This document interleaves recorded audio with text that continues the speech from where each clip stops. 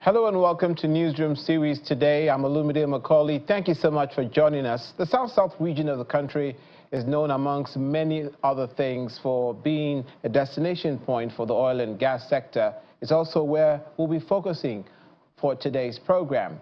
And we begin with the need to prioritize workers' welfare to boost productivity as a way to go as working in a conducive environment which has a positive way of improving quality service delivery.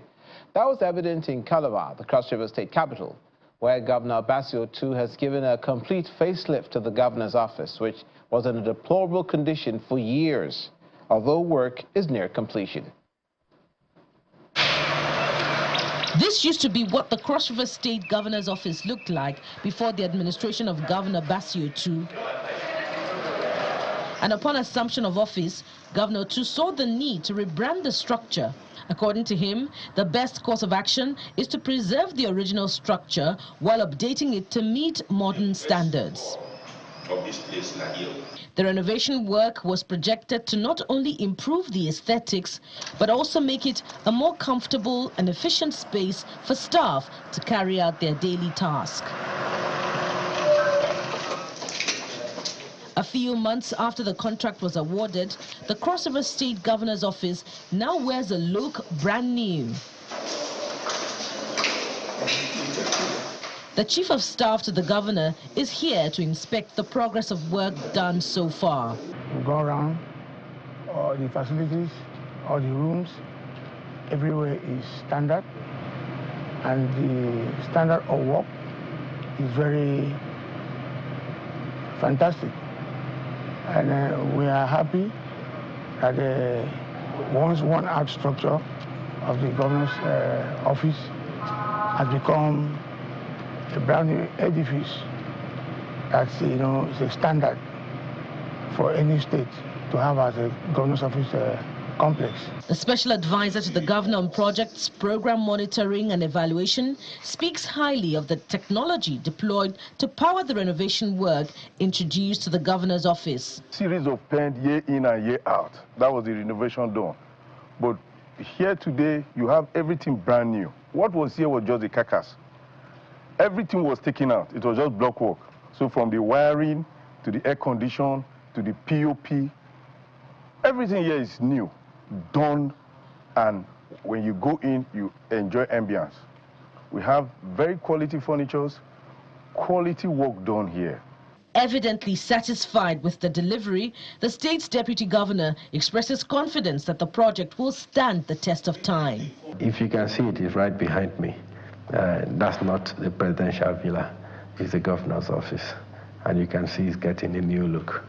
And it's been a massive reconstruction that has been going on there.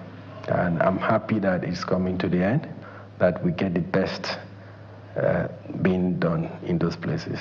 With the new look of the Cross River State Governor's office, the state is poised to embark on a new chapter of progress and development.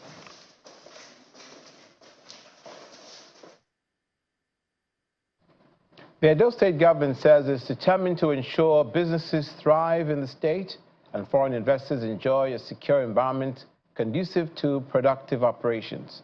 Governor Monday Okpebholo, who took a tour of a private steel manufacturing company in Ikpoba, Okha local government area of Edo State, commended the management of the company and encouraged them to woo more investors towards the economic development of the state.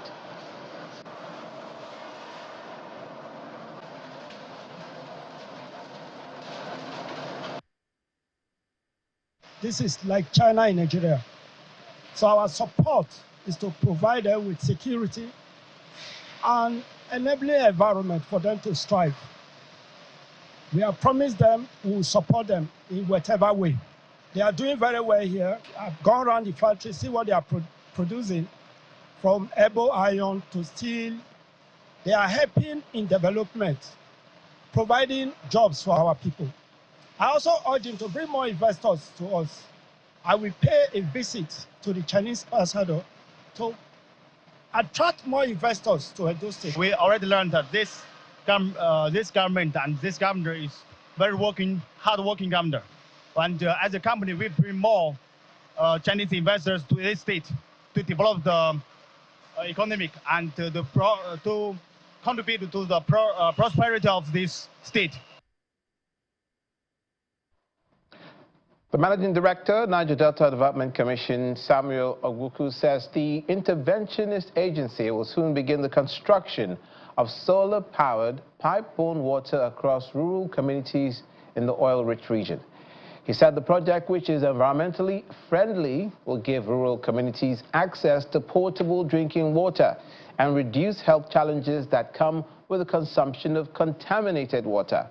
Mr. Ogwuku, who stated this when the management of the Sun newspaper presented a letter nominating him for the Sun newspaper Public Service Awards, also explained that the decision to embark on the project followed a recent needs assessment carried out across communities of the Niger Delta, and that the Commission's community engagement approach is paying off as its projects are now addressing specific challenges of the people. NDDC is the only organization that have given sense of belonging to most of our communities. So right now, we try to ensure that in most of the projects we carry out, we try to also do needs assessment to identify what the needs of the people really are. We're also looking at, as part of our interaction with the communities to get needs assessment, we're also trying to provide solar water system for these communities. Solar water system, not just the way it was done before, but we are trying to get litmus batteries that are very, very strong, that can last, and we're also trying to ensure that we also attach maintenance contract to some of these waters, because we realize that most communities, if you do the borehole for them and you give them generators, they cannot fuel it. We're also looking at ways and means that are more sustainable for these projects to last in these communities. So we're doing a lot of consultations with our communities based on our needs assessment, and we're also tailoring our projects towards the real needs of our people. So we are committed to ensuring that the Niger Delta is developed.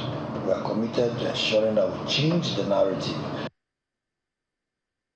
The Nigerian Navy ship NNS Sorrow has extended a hand of support to the people of Peramabiri community in southern Ijaw local government area of Bayelsa State as part of its corporate social responsibility. The Navy organized a free educational and medical outreach aimed at fostering stronger ties with its host community. The commander of NNS Sorrow says the outreach aligns with the strategic vision of the Chief of Naval Staff, Vice Admiral Emmanuel Ogala's commitment to enhance civil-military relations. I must sincerely thank the entire community for the warm reception that you have accorded me and my team. We thank you for all that you have done, and also the support to our men that are deployed within your community. In line with the Chief of the Naval Staff mandate of Operation Delta Sanity 4,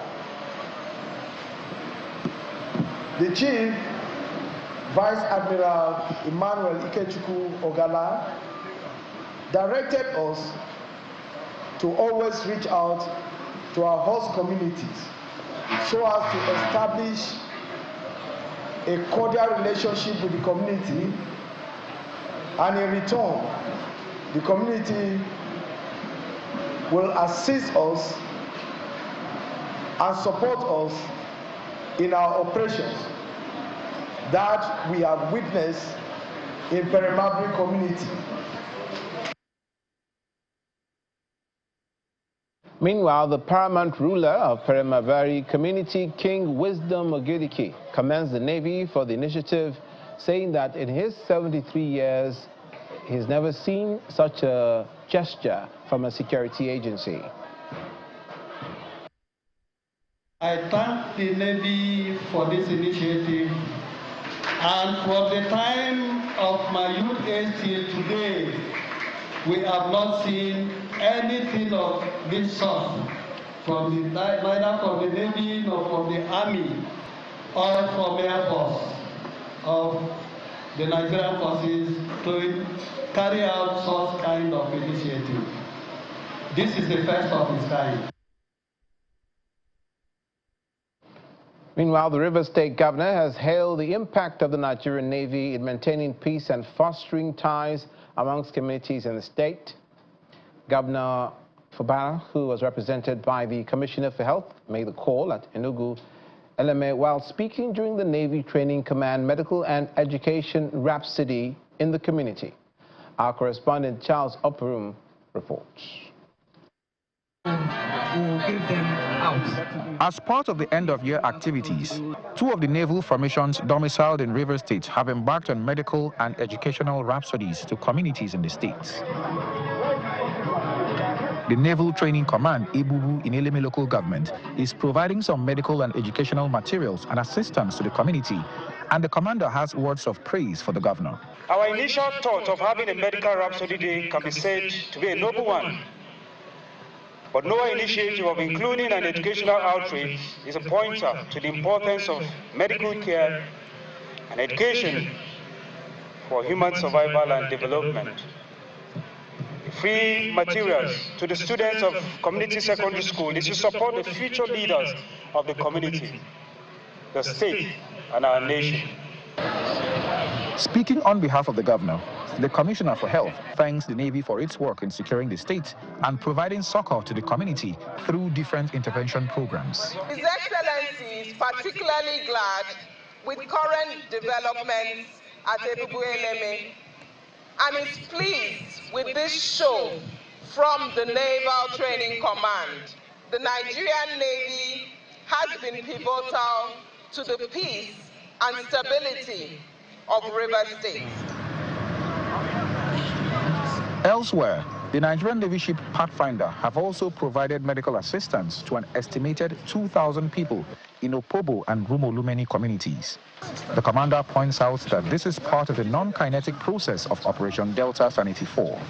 The medical rhapsody was programmed in such a way to give back to the society, particularly the poor and the less privileged, who may not have access to medical care regularly. That's why we deem it fit to organize 2-day medical rhapsody. Today, we are doing it in Rumolumeni community, being our host community, to give back to the people that host Nigerian Navy ship Pathfinder. And we believe with this, we offer them some free medical care they most likely may not get because of one reason or the other. That's why we deem it fit to do it here today. Many of the beneficiaries expressed their gratitude to the Navy for the support. I so much appreciate what the Navy Training Command has done in my community today. So I'm so delighted because we have seen it for the first of its kind. And we pray that they should continue with it as a part of their corporate and social responsibility. Since I came here to collect some drugs for my health and to collect the mosquito net for the health of my son. These are all part of the Nigerian Navy's end-of-year activities for 2024 and are designed to foster better relationships with host communities. Charles Operum, Channels Television News. Welcome back. The Nigerian Army has gathered its chief clerks in a convention to introduce them to new technology aimed at tackling cyberspace threats. The 5-day convention is taking place in Port Harcourt, the Rivers State capital. Our correspondent, Deborah Agbalama, reports.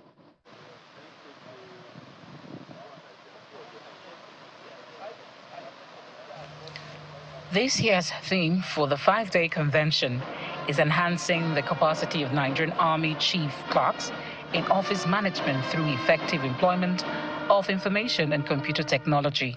Speaking at the kickoff, the Chief Personnel Management of the Nigerian Army, Major General Yakubu Yahaya, emphasized the importance of adapting to technology in office management. He stated that the Army's commitment to continuous training is key to ensuring clerks are equipped to manage the evolving challenges in cyberspace and improve office operations. Major General Yahaya also discussed the significance of clerks in the Army's operation, encouraging participants to actively engage with the training to enhance their skills in data management. Considering the vital roles that chief clerks play in our formation headquarters, establishments and units, the importance of the Chief Clerks Convention cannot be overemphasized. This is particularly so as we continue to navigate the ever-changing office management operating landscape, which demands that we stay up to date with the latest best practices and techniques in line with emerging trends. In his remarks, the General Officer commanding 6th Division of the Nigerian Army, Major General Jamal Abdul Salam, noted that the convention aims to enhance professionalism and responsiveness for optimal performance of chief clerks. He added that the theme was well crafted to reflect the Army's commitment to leveraging technology for improved productivity. Accordingly, this year's convention is designed to enhance your professionalism and responsiveness as chief clerks for optimal performance upon return to your various deployments. Hence, the theme, which is enhancing the capacity of Nigerian Army chief clerks in office management through effective employment of information and computer technology, was well crafted to reflect our commitment to leveraging technology for improved productivity. The Nigerian Army expects this convention to enhance the exposure of chief clerks from various commands to modern technologies for greater efficiency. Deborah Abalama, Channels Television News. Now, stakeholders, including Governor Sirilai Fubara of Rivers State, the Minister of Regional Development, and the Managing Director of NADC, have called for a shift towards a regional grown economy as a pathway to sustainable development of the region. The stakeholders made the call at the Niger Delta Economic Summit and Exhibition held in Port Harcourt, the River State capital. They emphasized harnessing local resources, capacity, and collaboration to drive infrastructure development and broader socioeconomic growth. The inaugural Niger Delta Economic Summit and Exhibition holding in Port Harcourt, River State, brings together a diverse group of stakeholders to champion the development of self-reliant, regionally driven economy in the Niger Delta. The event highlights the importance of harnessing local resources, talent and innovation to drive infrastructure development and socioeconomic growth in the oil-rich region. We want to engage the critical stakeholders to partner with the region. We want to see how we can incorporate them into the development of the region. So it is best for us to take that unveiling to them, to tell them what the region has for them. Those are the investors. The summit has in attendance policymakers, business leaders, traditional rulers, and youth representatives, with the Ministry of Regional Development advocating a return to agribusiness in addition to oil as cornerstones for regional economic transformation. Is synonymous with oil and gas. The global shift towards cleaner energy creates opportunities for investments in renewables such as solar, wind, and biomass energy. Leveraging these resources could make the Niger Delta a leader in Nigeria's energy transition journey, thereby contributing our quota to a sustainable and healthy environment for generations yet unborn. With fertile lands and a favorable climate, the Niger Delta is well suited for large-scale agriculture, aquaculture, and agro-processing. Managing Director of the Niger Delta Development Commission also stresses the need to prioritize indigenous capacity in infrastructure projects. State governments coming together partnering with NDDC, can we have our own Julius Berger, where the MD will be from the region, where the EDs will be from the region, where we can also have the headquarters of that company here. That will also help in employing all these people. It is our money, we have the resources. So for us to stimulate the development and the industrialization of the Niger Delta, we need to avoid capital flight. For the host governor, Siminalayi Fubara, represented by his deputy, an inter-regional government partnership will attract the needed local international investment. While measures to encourage and support investment growth are very important, the Niger Delta region has been disadvantaged in this regard for a long time due to acts of commission and omission. What then are the measures necessary to advance and support foreign and domestic investment and accelerate economic growth in the region? Organizers are confident that the summit will set a foundation for future economic development of the Niger Delta region, with stakeholders indicating commitment to translating resolutions into tangible outcomes. Youth from the Okha ethnic group have thrown their weight behind the former Delta State Governor, Okha, following his recent invitation by the Economic and Financial Crimes Commission. The youth under the aegis of Okha Youth Leaders Assembly spoke during a gathering in Kwale, alleging a political witch hunt by detractors and expressing their support for the former governor. Since the news of the release of the former Delta State Governor Okha after honoring an invitation by the Economic and Financial Crimes Commission, he has been receiving a lot of supporters in his home. During one of such visits, he shares his thoughts about the petitions that led to his invitation. The petition that the press is listening on was a petition written as far back as last year. I may not go into details about how the petition and how they decided to begin to unearth things and to push everything. The only unfortunate thing is that it's principally from Deltans, and we know them, those that we fought, and they believed that Dr. Okha and you people here with our current governor should not have been able to install a governor in Delta State. But as God willed it, we were able to work together and we got victory, and Governor Sheriff is on seat. This group, known as the Okha Youth Leaders Assembly, share in that sentiment, pledging their support for the former governor. We strongly condemn this action, which is a clear case of political persecution and harassment. We attest that as a former governor, Okha was fair, just, and equitable in distribution of state resources to the people of Delta State. The allegation of 1.3 trillion naira being diverted by Okha are calculated attempts to malign his name. Today, you can see what Okha has done before the present governor came in. Like in my local government, you see a lot of infrastructure, technical college, road, bridge, connecting communities together.